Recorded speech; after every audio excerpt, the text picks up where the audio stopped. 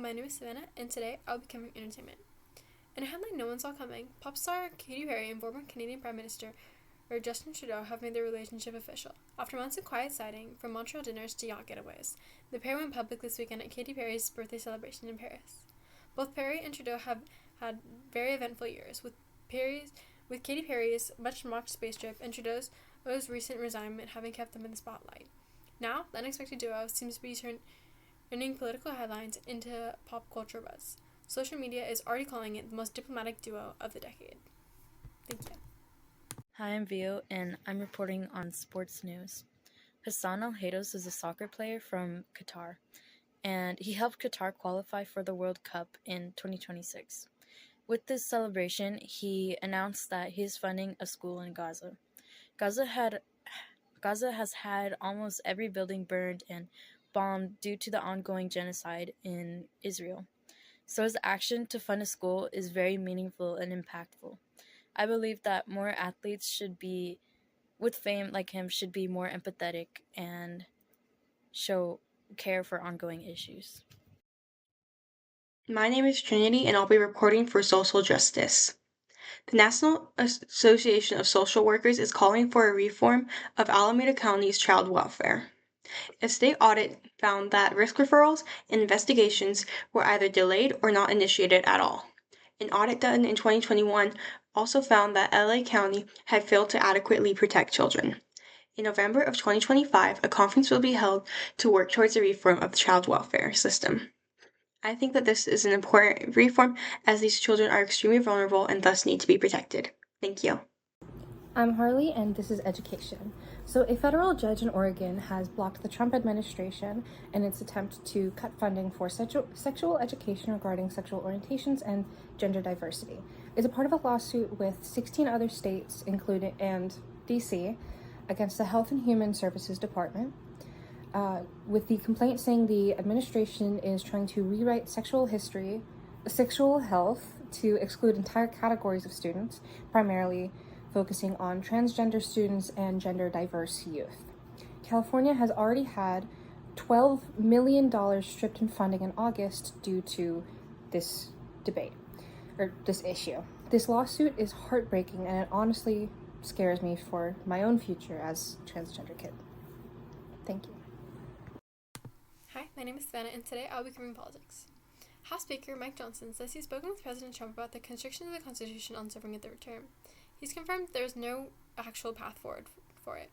Johnson told reporters that Trump's talk of 2028 run is mostly trolling and not a serious plan. He also pointed out that the changing of the Constitution would take many years. Trump has joked about the idea, even selling Trump 2028 merch, but insiders say he's not actually considering another campaign. They note his focus remains on his current term and legacy, not extending his presidency. For now, the talk of the third term appears to be more political theater than real ambition. Thank you. Hi, I'm Vio, and I'm reporting on health. Imagine tiny particles so small that they can be found in your bloodstream, the fish you consume, the air we breathe, the water we drink, and even the placentas of a pregnant woman.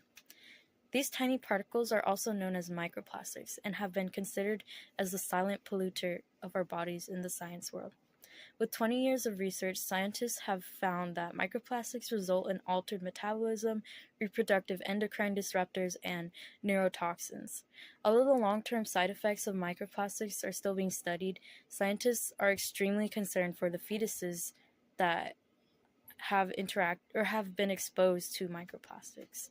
And I think we're in a scary time where microplastics are everywhere, so the exposure to them has been increasingly inevitable. Hi, my name is Trinity, and I'll be reporting for Trending. With Halloween coming up, police in Michigan warned their community about counterfeit candy containing THC.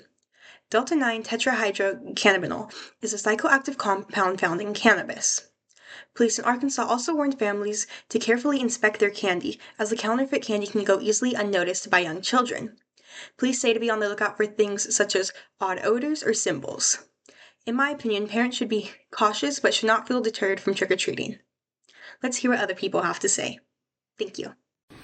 My name is Josue, and my opinion on the topic of THC and candy is I feel like this is a really big problem, especially during Halloween, with Halloween coming up. I feel like this can affect people, like kids. Candy can be mixed with stuff other than THC. Hi, my name is Roman. I think that people should be, focused on what is in their candies. THC may look like regular candy, but it's actually a drug. So, be careful when trick-or-treating. As a child, it is really scary to me that I could be drugged while trick-or-treating this Friday with my friends. I'm Harley, and this is for economy. The Federal Reserve just cut their benchmark interest rate for the second time this year, hoping to boost activity and the labor market.